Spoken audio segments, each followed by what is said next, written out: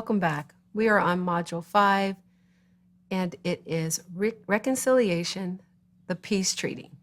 This is our final module, and this module encompasses the work of all the other modules. It's difficult to actually get to this part of the family system interactions, reconciliation is, because it takes all of the other skills, the unity, the communication, the decision not to be estranged, the decision to forgive. So those sometimes are the hurdles that impede a family member's ability to get to the peace treaty.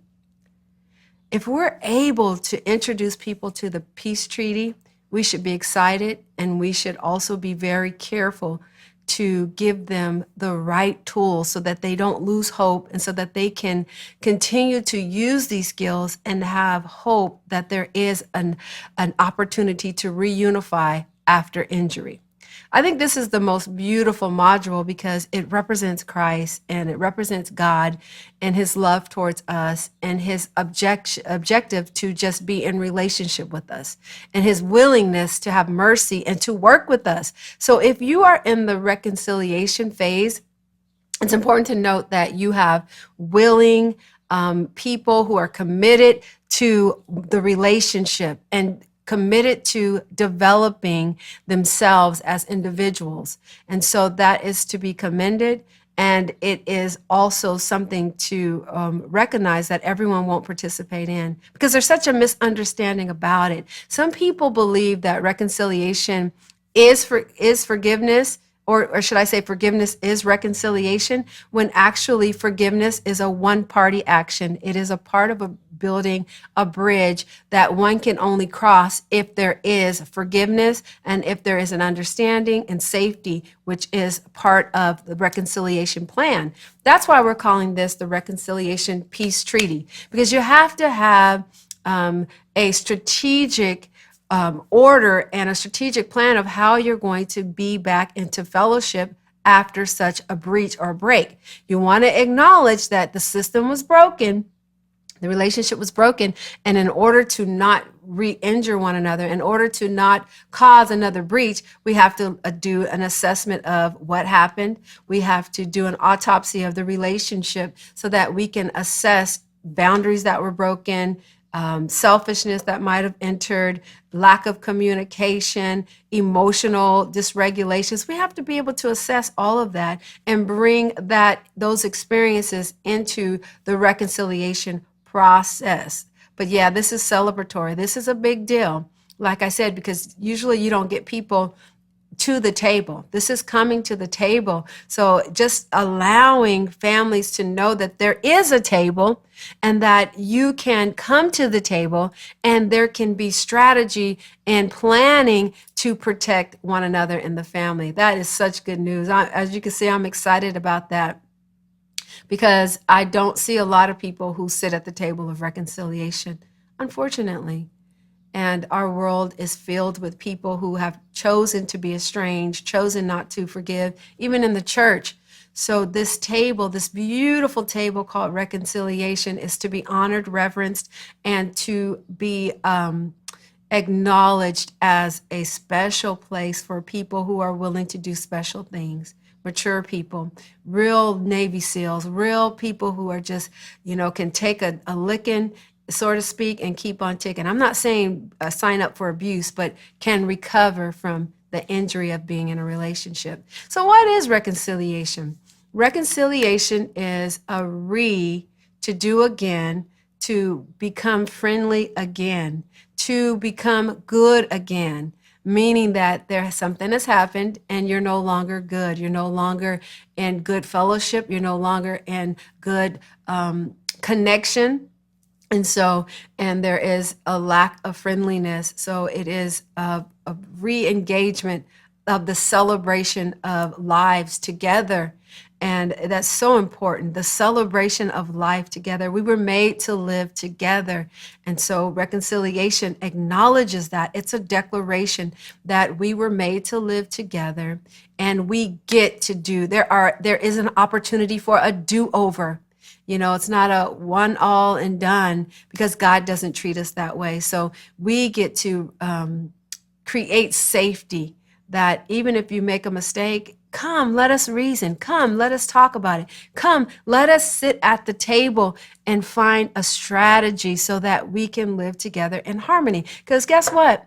We're going to live together, whether it's in harmony or whether it's in fighting and chaos. And even if you're away, you can still be fighting on the inside. So you might as well accept the fact that we're yet together. We're yet together. And so we want to make good connections. Again, in order to begin, what's needed for the peace treaty, the reconciliation? Forgiveness is a prerequisite. And forgiveness, again, as a review, it just means that you're no longer holding what someone did against them, and you're no longer stopping your love and your goodness from flowing to them because of the offense. But you are willing to let your love flow to them, even if you're not in relationship, because relationship takes forgiveness. It takes sitting down and having this action that we're about to talk about, which is re-friendlying one another, reconnecting again, and acknowledging again. But forgiveness is very important. It's a one-person process. The person could be dead. The person could not even want to be in relationship with you, but you get to forgive them. You get to let them off the hook. And so then at the peace treaty, number 2, it takes the remorsefulness. It takes actions that demonstrate remorse, an apology, a heartfelt apology, an acknowledgement of what transpired and what the offense was. It takes that the literal asking of forgiveness for hurting the person, for not being there for the person, for whatever it is, for violating the person. It takes accountability. Number 3, it takes accountability. You don't say, I did this because, you did this, or I did this because I was molested as a child. I did this because I felt like you owed me, or I took all of the items from, the inheritance because I felt like you had everything already and I wanted something for myself. It removes all the excuses and it just looks at the man in the mirror. You're willing to take accountability. There has to be accountability because that creates safety. Number 4, there has to be a willingness to communicate. You have to get your big pants on, and you have to say, okay, I'm going to have to feel this thing, and then I'm going to have to be able to communicate effectively. We talked about effective communication. We're not going to be attacking. We're not going to condescend. We're not going to have contempt, and we're not going to be defensive, and we're not going to shut down when we hear something that we don't like. But we are going to commit to communication.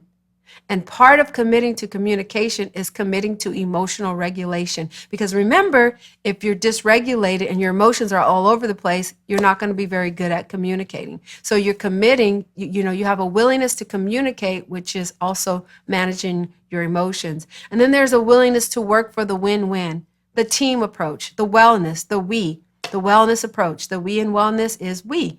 I'm going to think about you, what you need. I'm willing to think about what I need, and I'm willing to negotiate and come to a happy medium so everyone is safe and everyone feels heard, seen, and understood. And then there has to be a willingness to be humble. We talked about that, humble. You have to be willing to not be right. If you're going to show up at the table, the peace table, the peace treaty, and process the reconciliation, you are going to have to get small. You're going to have to not want to feel like I'm right. You're going to have to give up your right to be right. And you have to be able to want to hear, see, and understand one another equally, and know that there is no competition. This is not a legal proceeding. I don't have to be right, and you don't have to be right, because then that causes a lot of defensive responding. Well, you did this. Well, you did that. Well, you did this, or and you're attacking and trying to make yourself look better and be the right one. And it's just the willingness to be humble says we're all on the same playing field. We all need grace. We all need mercy. I saw things my way. You saw things your way. We both experienced it and we're both hurt. So how can we both win? Because it's about the unit winning. And then it's about being willing to formulate realistic expectations. Because if you come to this table and say, look, I'll reunite as long as you never do this, you never hurt me again. If you hurt me again, I'm out, and I expect perfection. I expect you to immediately learn how to talk to me. I immediately expect that you'll never make a mistake or overlook me or any of those things. That's unrealistic. So you have to be willing to formulate realistic expectations. Realistic expectations at the peace table, at the peace treaty or the peace table. Let's call it, I like peace table. Let's go back to peace table.